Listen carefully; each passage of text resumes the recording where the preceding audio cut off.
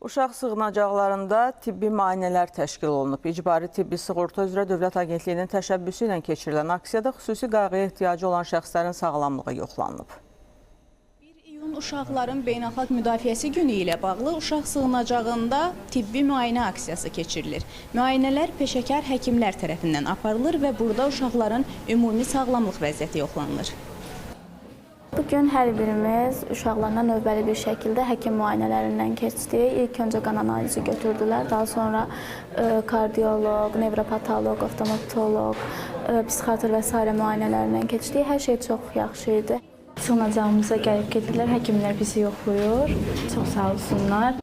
Müayinənin məqsədi gələcəkdə baş verə biləcək sağlamlıq problemlərinin qarşısını almaqdır.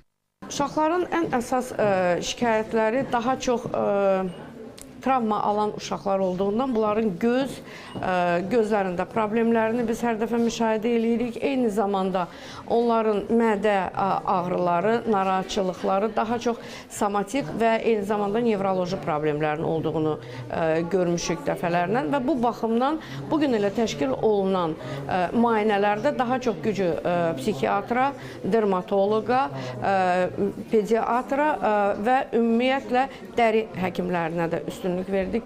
Aksiya çərçivəsində keçirilən tibbi yoxlamalar uşaqlara şəfa verir, fiziki və mənəvi.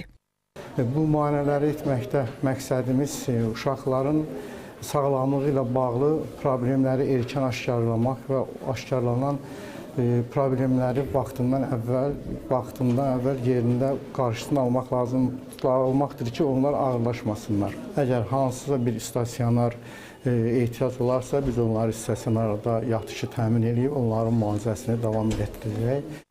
Aksiya balacalara təkcə sağlamlıq yox, sevgi və qayğı da bəxş etdi. Ümid Yeri, Azərbaycan Uşaqları İctimai Birliyi Uşaq Sığınacağı Reinteqrasiya Mərkəzi və Təmiz Dünya Qadınlara Yardım İctimai Birliyində keçirilən tibbi müayinə bir daha göstərdi ki, qayğı vacibdir, xüsusilə də uşaqlar üçün. Layla Allahverdiyeva, Qəhrəman Məmmədov, Günel Habil qızı, ASTV Xəbər.